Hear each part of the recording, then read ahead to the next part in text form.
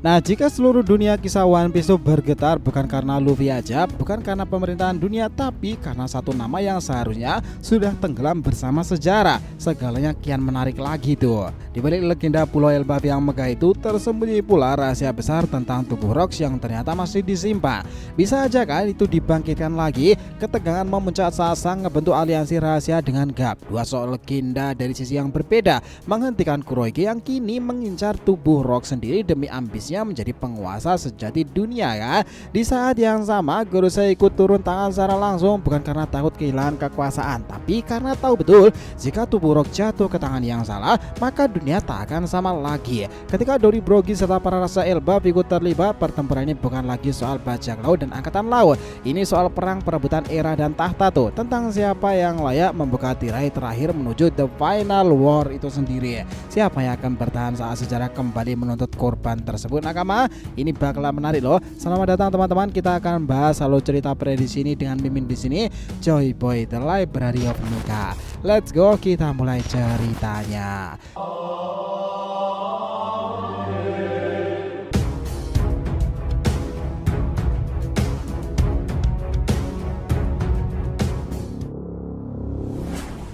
Oh iya, biar terus bisa berinteraksi dengan kalian ya, subscribe dan bantu ramein video ini nakama. Selain Joy Boy The Library of Nika untuk One Piece, jangan lupa untuk subscribe 3 channel kita yang lainnya tuh. Dia TV Mediatif untuk Solo Leveling dan Boruto to Blue Vortex, Saga Boruto to Blue Vortex untuk tema fan fiction ya, sementara Shonen Odyssey untuk anime, manga dan juga manhwa lainnya. Jadi kita tunggu kalian juga muncul di sana pula. Oke, let's go, kita masuk ke pembahasannya.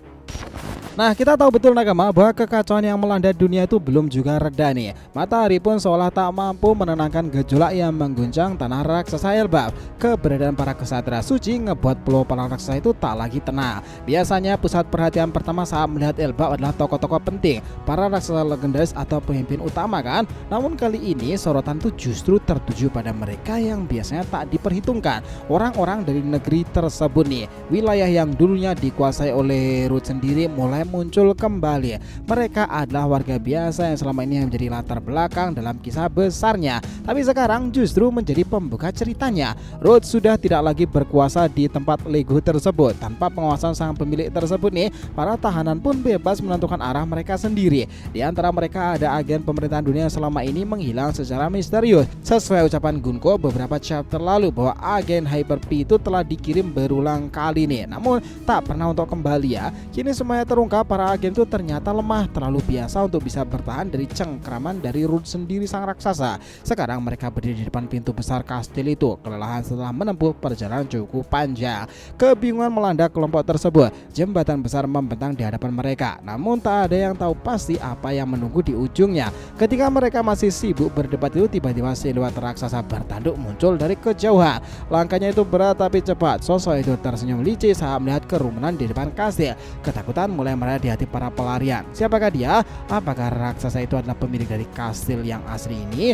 Ya, dugaan mengarah ke satu kemungkinan. Root bukanlah pemilik sejati kastil itu.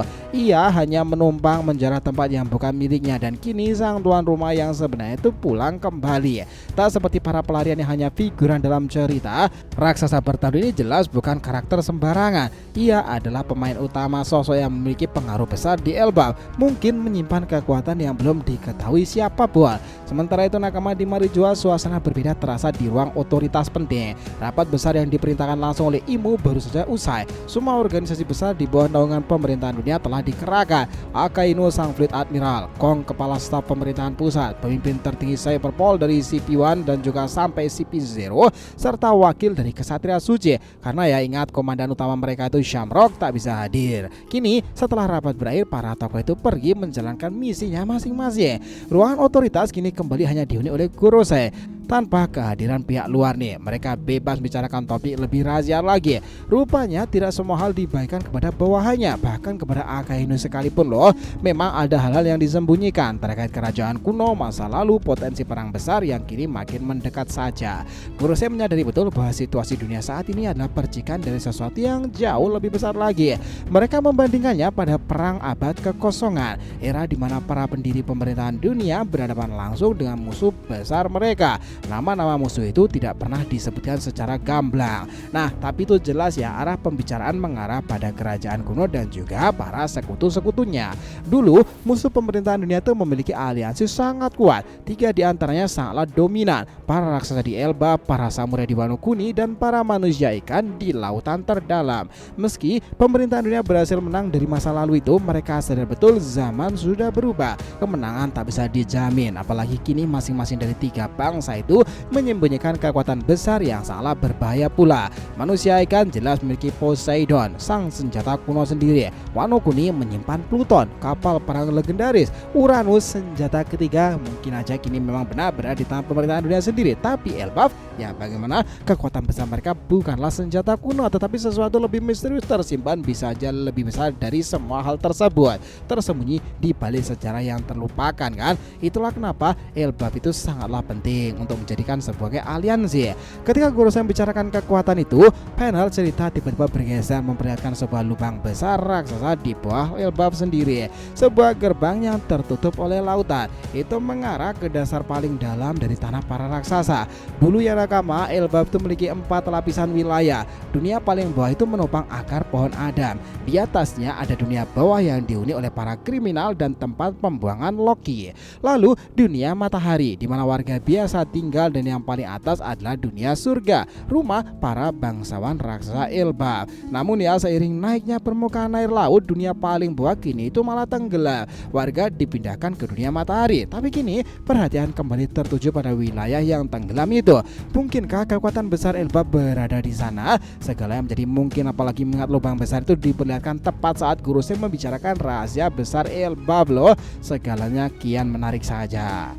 Setelah itu nakama, cerita itu berpindah lagi ke perairan sekitaran Pulau Hachinosu, markas bajak laut besar Kurohige. Sebelumnya Garp dan beberapa marinir terlibat bentrokan hebat di tempat itu nih. Kini dari kejauhan kapal angkatan laut lain mendekat pula. Di atasnya itu ada mantan Fleet Admiral Sengoku. Suru juga ada di sana dan beberapa anggota Sword Army. Mereka datang untuk menyelamatkan Garp rekannya yang mereka kira masih tertawan. Namun kenyataannya Garp sudah tidak berada di bawah tekanan nih. Para anggota Sword itu terlihat panik saat menyadari bahwa kapal bajak laut Akagami juga menuju pulau yang sama.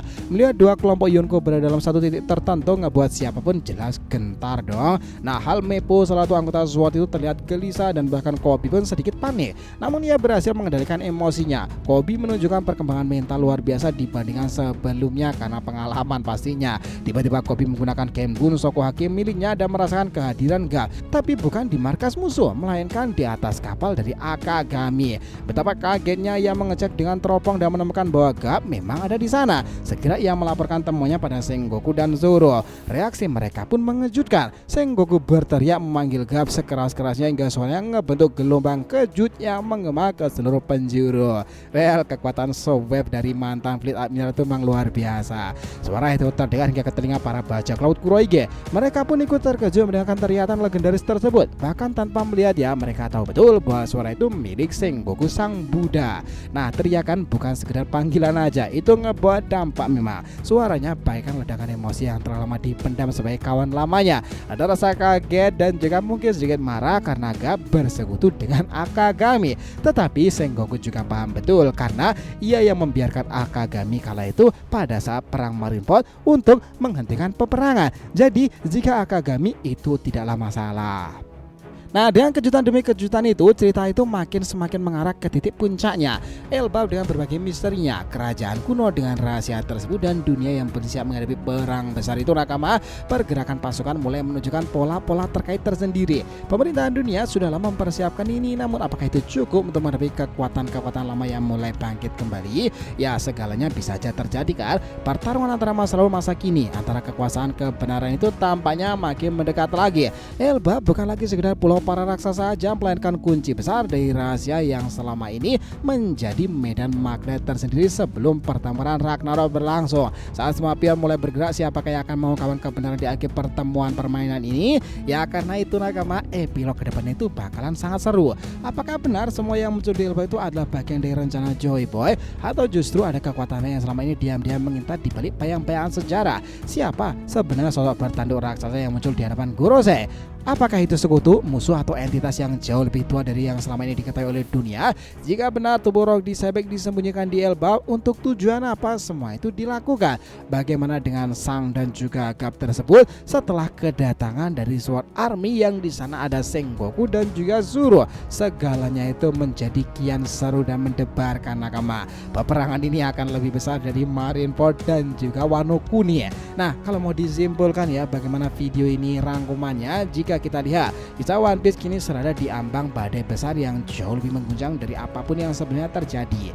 Elbaf, pulau para raksasa yang selain jadi legenda aja, ternyata menyimpan lebih besar dari sekedar kekuatan semata. Menyimpan kebenaran yang meruntuhkan tatanan dunia. Sekutu-sekutu lama bangkit, aliansi tak terduga terbentuk, musuh yang dunia hanya bayang-bayang kini menampilkan wajah aslinya, dan juga misteri tentang Rock Disciple yang melegendakan. Nama itu sungguh besar sekali cuy. Di tengah semua itu, tokoh-tokoh besar lainnya seperti Sang, Kuroige, Garp dan juga beberapa orang penting menuju di sana. Ya, sepertinya Akainu juga harusnya tak tinggal diam dengan keadaan yang sangatlah mencekam sekarang ini.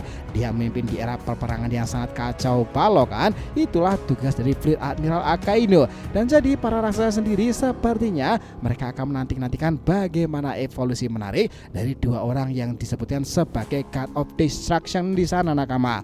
Mural itu sudah disebutkan ya. Well, bagaimana cerita Luffy ke depannya itu, itulah yang menarik kita nantikan. Jadi itulah tadi ya nakama pembahasan kita mengenai apa yang terjadi pada kisah One Piece ke depannya. Terima kasih banyak telah menonton cerita ini sampai akhir. Jika kalian punya pendapat, langsung aja komentar di bawah nih dan kita akan usahakan respon, oke? Sampai jumpa di video selanjutnya nakama, dan Joy Boy Sang Nika telah kembali ke peradaban One Piece.